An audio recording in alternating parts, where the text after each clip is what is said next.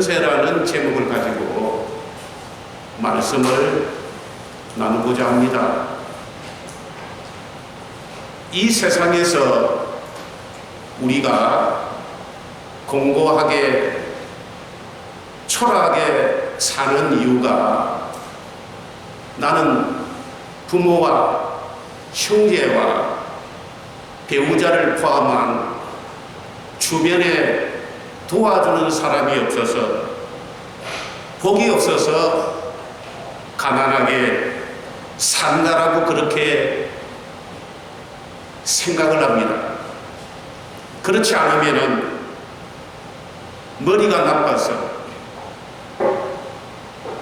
학벌이 짧아서, IQ가 낮아서 나는 이렇게 어렵게 산다라고 그렇게 생각하는 사람도 있습니다. 또 어떤 사람은 나는 선천적으로 건강하지 못해서 열심과 노력이 부족해서 어렵게 산다라고 그렇게 생각을 하지만은, 그러나 진짜 우리가 초라하게 사는 이유는 하나님의 뜻을 깨닫는 믿음이 부족하기 때문이라는 것을 깨달아야 됩니다. 오늘 요한복음 1장 4절로 5절에 그 안에 생명이 있었으니 이 생명은 사람들의 빛이라. 빛이 어둠에 비치되 어둠이 깨닫지 못하더라. 하나님의 뜻을 깨닫는 믿음이 부족하기 때문이라고 그렇게 말씀하셨습니다.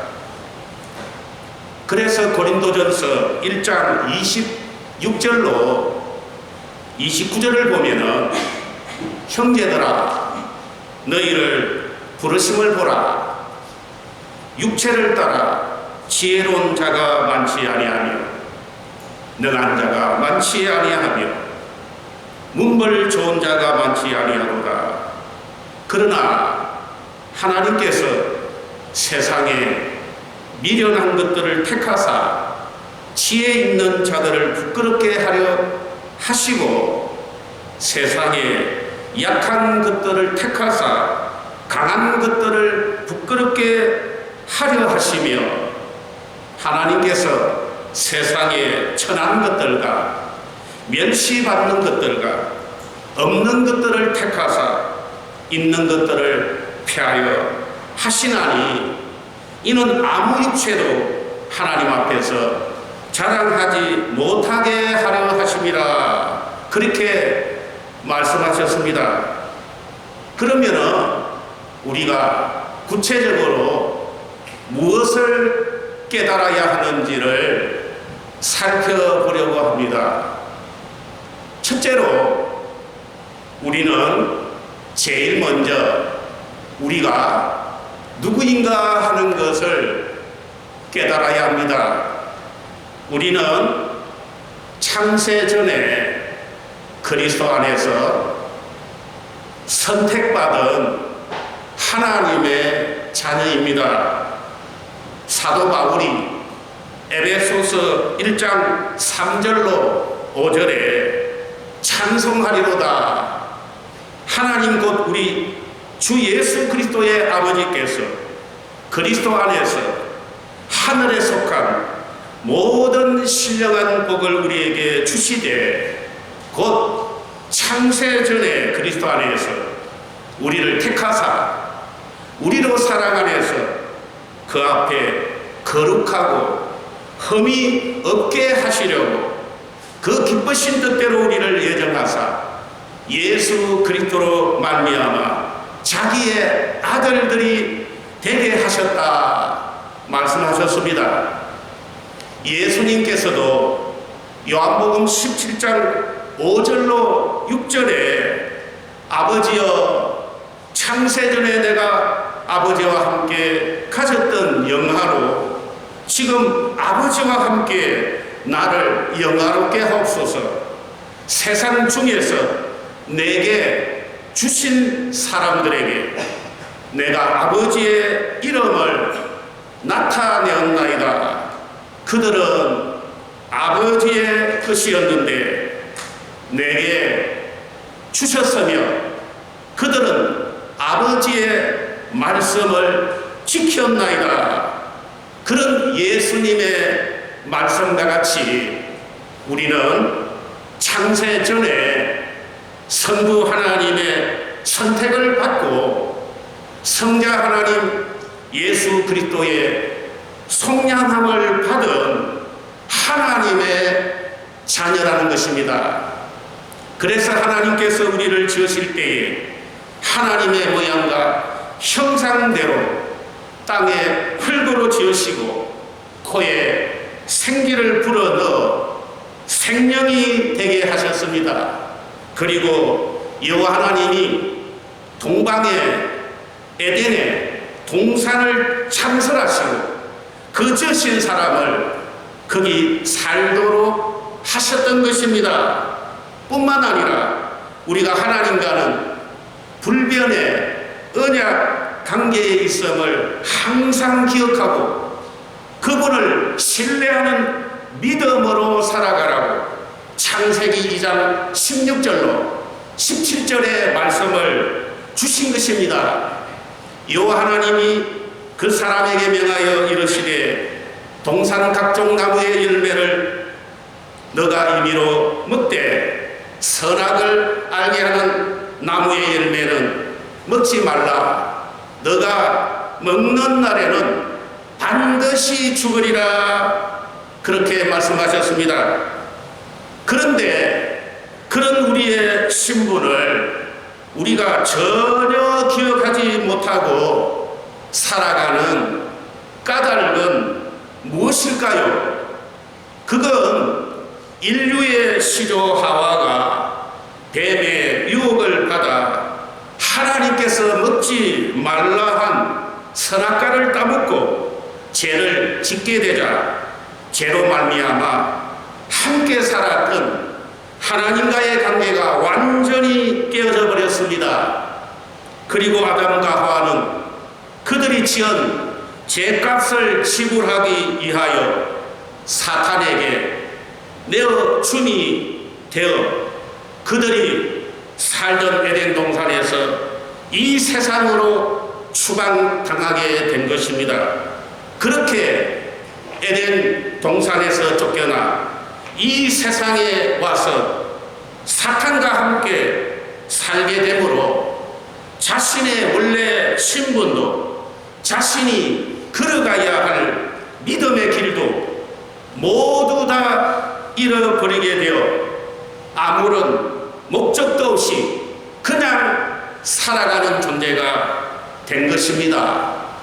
과거 조선시대 인천 근처에 옛당성 강화도에 살았던 강화도령 원범은 그의 아버지 되는 정계대원군이 영모 사건에 휘말려 죽음을 당하게 되자 남은 가족끼리 한양에서 강화도로 피신하여 그곳에서 조용히 살았습니다.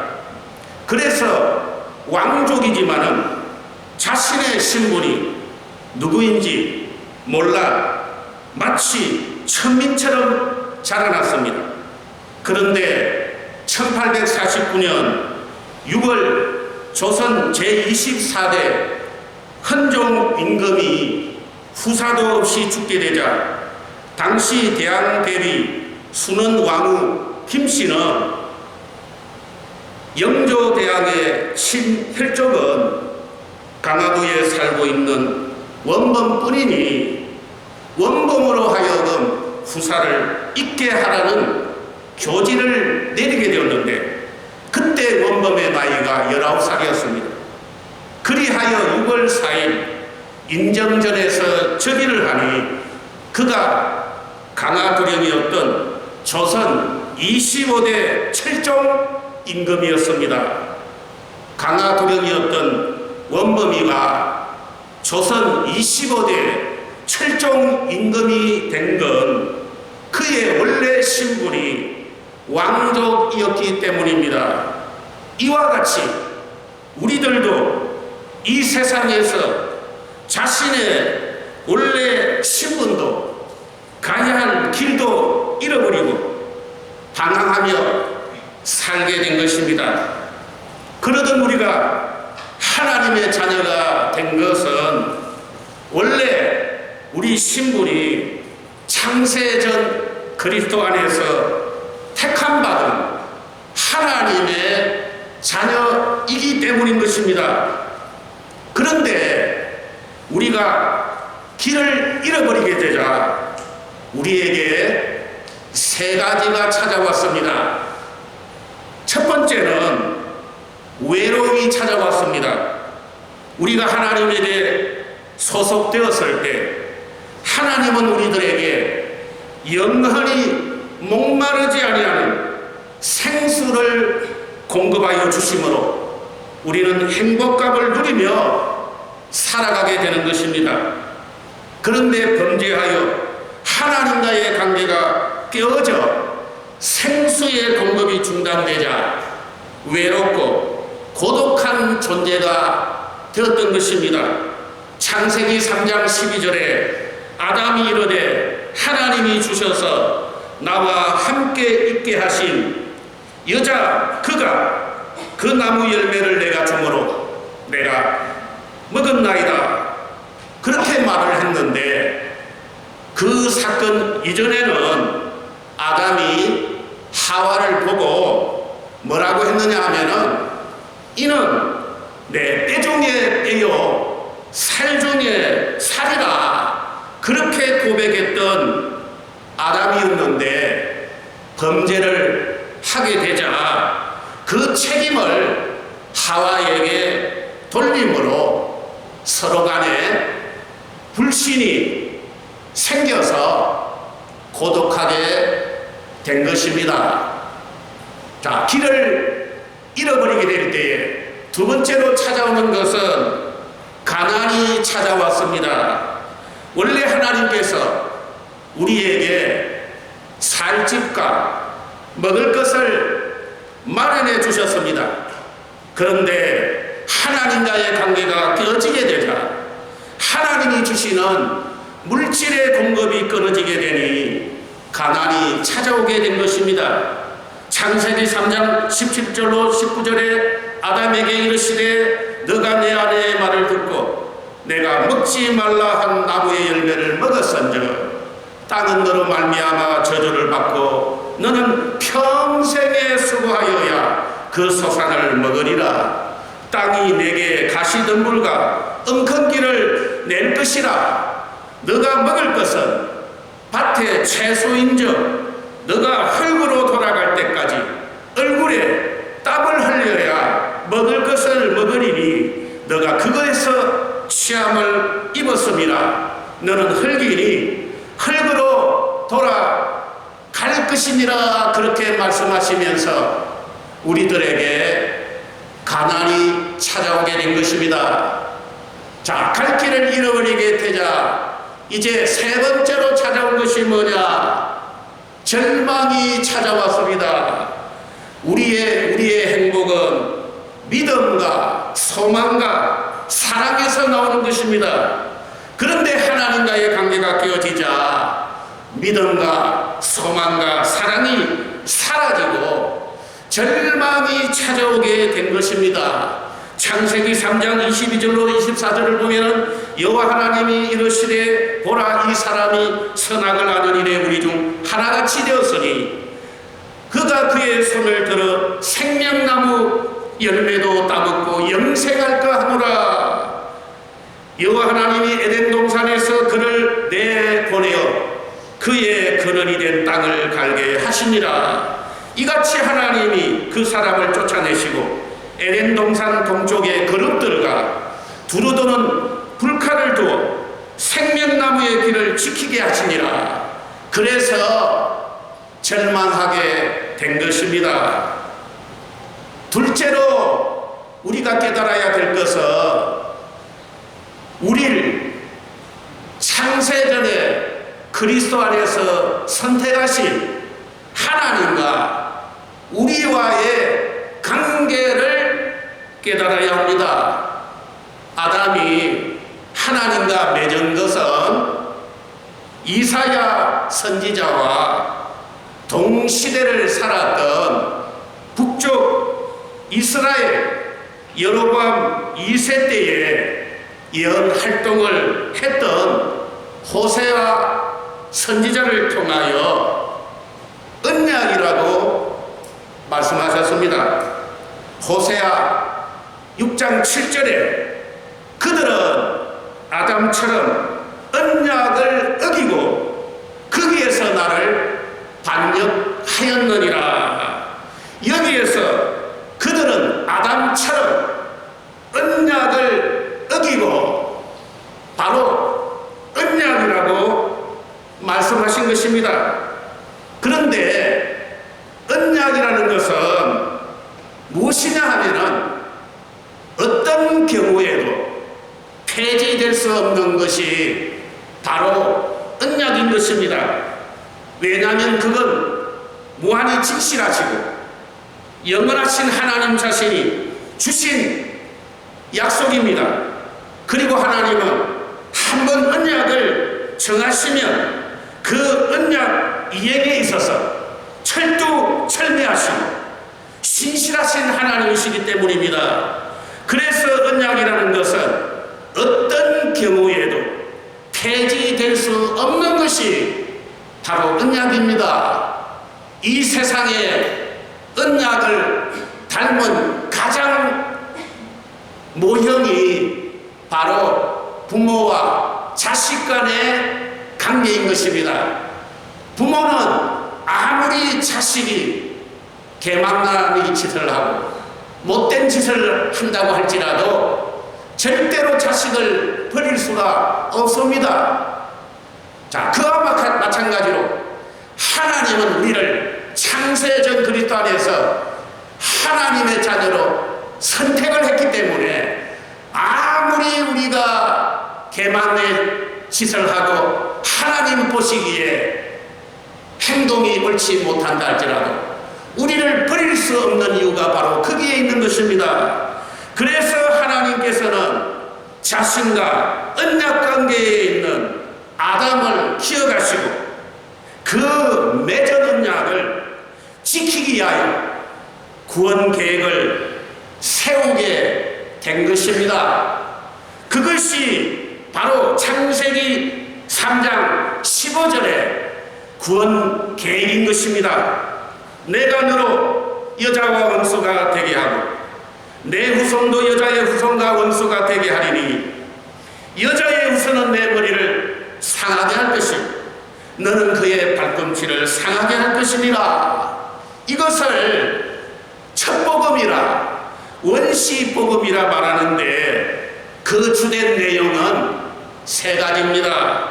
첫 번째는 이 세상에는 여자의 후손과 뱀의 후손 두 종류로 갈라치게 된다는 것입니다. 두 번째는 여자의 후손과 뱀의 후손은 서로 원수지간이므로 반드시 그들 간에는 싸움이 있게 된다는 것입니다. 세 번째로는 결국 여자의 후손 그리스도께서 사탄의 머리를 상하게 하심으로 승리하게 된다는 것입니다. 그러나 뱀도 여자의 후손 발 뒤꿈치를 상하게 한다는 것입니다. 그러니까 발 뒤꿈치를 상하게 한다는 것은 순수히 그냥 항복의 백기를 드는 것이 아니라 끝까지 바라가고 저항한다는 그것이 바로 뱀이 여자의 후손을 발 뒤꿈치를 상하게 한다는 그런 뜻인 것입니다. 요한복음 5장을 보면은 예수님께서 안식일날 베데스다 연못가에 있는 38년 된 병자를 고쳐주셨습니다. 그러자 율법주의자들은 안식일을 범했다고 비난을 했습니다. 그때 예수님은 요한복음 5장 17절에 내 아버지께서 이제까지 일하시니 나도 일한다 그리 말씀하셨는데, 나도 일한다 하신 그 말씀이 무엇인지를 알려고 하면은 누가복음 19장 10절의 말씀을 보면은 알 수 있는 것입니다. 인자가 온 것은 잃어버린 자를 찾아 구원하려 함이라. 예수님은 이 세상에 잃어버린 자를 찾아 구원하기 위하여 오신 것입니다. 언제 잃어버렸느냐 하면 아담과 하와가 그들이 지은 죄값을 지불하기 위하여 죄의 주인에게 팔려 추방당할 그때에 잃어버린 것입니다. 그래서 잃어버린 자를 찾기 위해서는 먼저 그들의 죄값을 반드시 지불해야 된다는 것입니다. 그래서 마태복음 20장 28절에 인자가 온 것은 자기 목숨을 많은 사람의 대속물로 주려 함이니라 그렇게 말씀하셨는데, 이 말씀은 예수님께서 잃어버린 자기 백성들의 죄값을 속량하기 위한 대속의 죽음을 당하게 된다는 것을 말씀하신 것입니다. 그래서 요한복음 19장 30절을 보니 예수께서 신 포도주를 받으신 후에 이르시되 다 이루었다 하시고 머리를 숙이니 영혼이 떠나가시니라 하셨는데, 여기에서 다 이루었다 그 말씀은 우리 죄값을 속량하기 위한 대속의 죽음을 다 이루셨다는 것을 말하는 것입니다.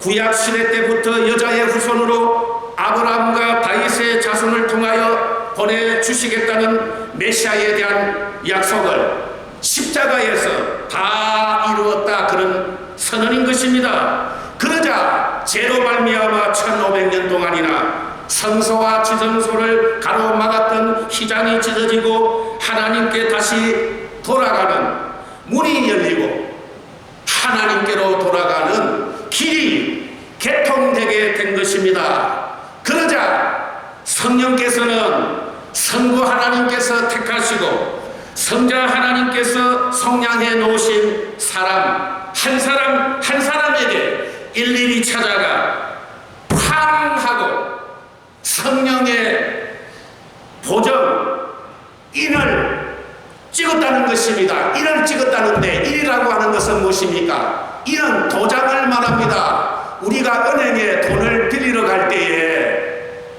내가 그 돈을 틀림없이 갚는다는 보정으로 은행 서류에다가 팡 하고 뭘 찍습니까? 도장을 찍지요.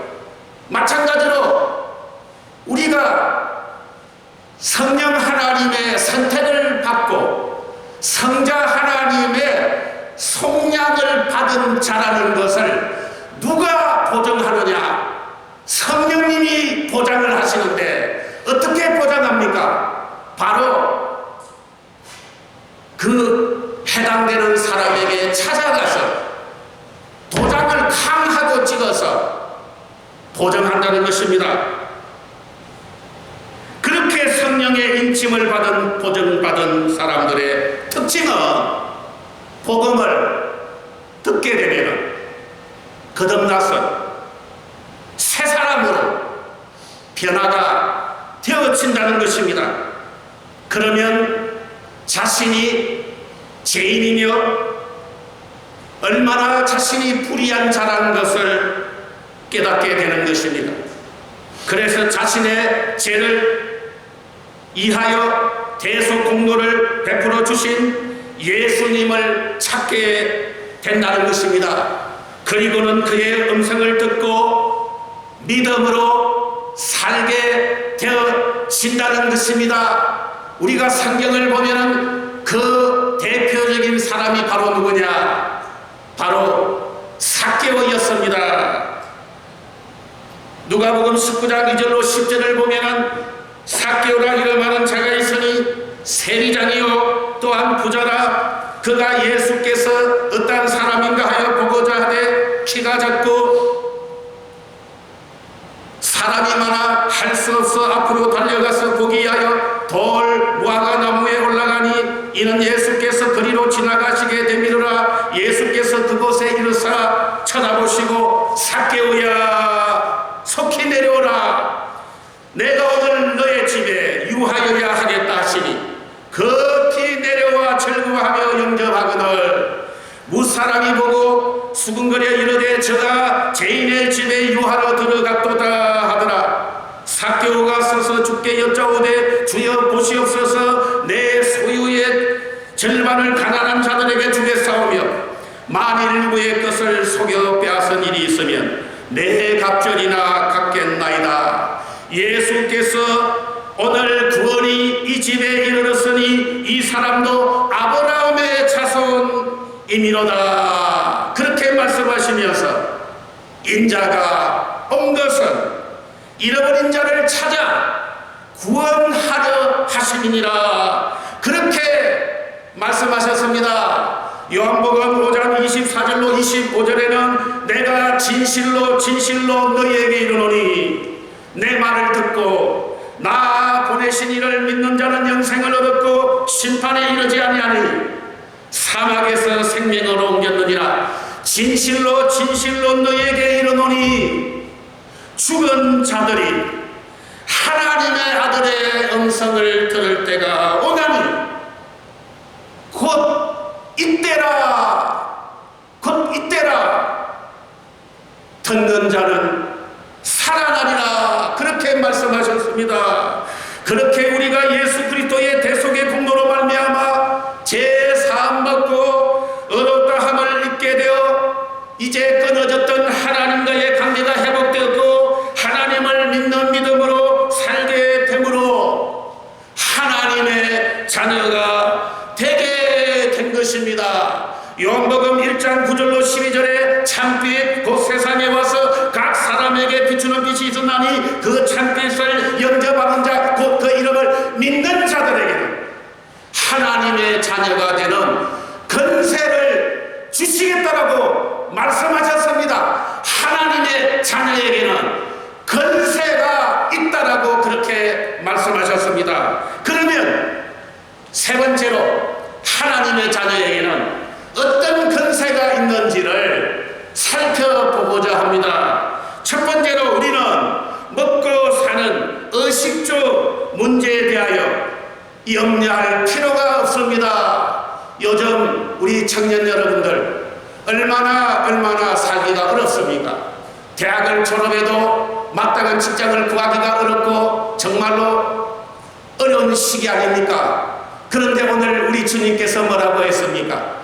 하나님의 자녀가 되면은 의식주 문제에 대하여 염려할 필요가 없이 살 수 있는 권세가 있다라고 오늘 말씀하셨습니다. 마태복음 6장 30절로 33절에 오늘 있다가 내일 아궁이에 던져지는 들풀도 하나님이 이렇게 입히시거든 하물며 너희일까 보냐.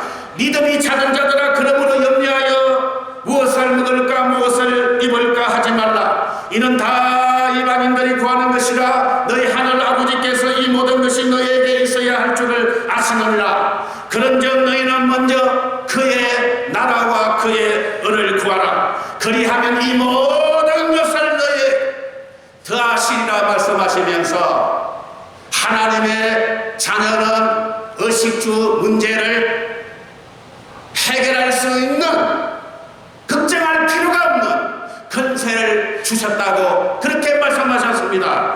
두 번째로는 우리가 하나님께 기도하면 우리의 기도를 반드시 하나님께서 응답해 주시겠다라고 그렇게 약속했습니다. 마태복음 7장 7절로 10절에 구하라 그리하면 너에게 주실 것이요 찾아라 그리하면 찾아낼 것이요 문을 두드리라 그리하면 너에게 열릴 것이니 구하는 이마다 받을 것이요 찾는 이는 찾아낼 것이요 두드리는 이에게는 열릴 것이니라. 너희 중에 누가 아들이 떡을 달라 하는데 돌을 주며 생선을 달라 하는데 뱀을 줄 사람이 있겠느냐. 너희가 악한 자라도 좋은 것으로 자식에게 줄 줄 알거든 하물며 하늘에 계신 너희 아버지께서 구하는 자에게 좋은 것으로 주시지 않겠느냐. 우리 하나님께 기도하면은 반드시 우리 하나님께서 응답해 주시겠다라고 약속하셨습니다. 세 번째로는 우리에게 어떤 근세가 있느냐. 우리는 어떤 귀신도 쫓아낼 수가 있고 도저히 불가능해 보이는 일도 감당할 수가 있는 그런 근세를 주셨습니다. 예수님께서 베드로, 야고보, 요한을 데리고 대나산에서 기도하시고 9 제자에게 내려오셨을 때 큰 소동이 일어났습니다. 마태복음 17장 14절로 18절을 보면은 그들이 무리에게 이르러 한 사람이 예수께 와서 꿇어뜨려 주여 내 아들을 불쌍히 여기소서. 그가 간질로 심히 고생하여 자주 불에 넘어지며 물에도 넘어지는지라 내가 주의 제자들에게 데리고 갔으나 능히 고치지 못하더이다. 예수께서 말씀하시기를 믿음 없고 패역한 세대여 내가 얼마나 너희와 함께 있으며 얼마나 참으리요.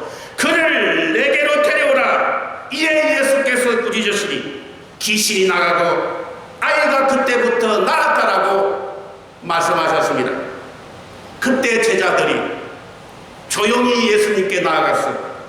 예수님, 우리는 어찌하여 그렇게 낫게 하지 못했습니까? 그렇게 질문을 하니 예수님께서 말씀하셨습니다. 그 이유는 너희 믿음이 적은 까닭이니라. 진실로 너희에게 이르노니 만일 너희에게 믿음이 겨자씨 하나를 만한 믿음만 있어도 이 산을 명하여 여기서 저기로 옮겨지라 하면 옮겨질 것이요 또 너희가 못할 것이 없으리라. 그렇게 말씀하셨는데 그 말씀은 우리에게 어떤 귀신도 쫓아낼 수 있고 도저히 불가능해 보이는 그런 일도 감당할 수가 있는 근세가 우리에게 있다는 것을 주님이 우리에게 말씀해 주셨습니다. 뿐만이 아닙니다. 예수 그리스도께서 십자가에 죽으시고 사흘 만에 부활하신 다음 40일 동안 제자들에게 보이신 후에 예수님의 사역을 성령님께 대신 맡기시며 예수님은 성천하셔서 지금은 하나님 보좌 우편에 앉아 계십니다. 보혜사 성령님은 지금 예수님을 대신하여 우리와 영원토록 함께 동행하여 주시는 것입니다. 그런데 보혜사 성령님과 함께 동행하는 우리가 예수님께서 이 세상에 계셨을 때 감당하셨던 그 사역조차도 우리가 대신할 수 있는 근세를 주셨습니다. 요한복음 14장 12절로 14절을 보면 내가 진실로 너에게 이르노니 나를 믿는 자는 내가 하는 일을 그도 할 것이요 또한 그보다 큰 일도 하리니 이는 내가 아버지께로 감이라. 너희가 내 이름으로 무엇을 구하든지 내가 행하리니 이는 아버지로 하여금 아들로 말미암아 영광을 받으시게 하려 함이라. 내 이름으로 무엇이든지 내게 구하면 내가 행하리라. 그렇게 말씀하시면서 예수님께서 이 세상에 계셨을 때에 하셨던 그 일도 만약에 너희들이 나를 대신하는 보혜사 성령님과 함께 동행한다면은 내가 했던 그 일도 능히 감당할 수 있다라고 그렇게 약속의 말씀을 하신 것입니다.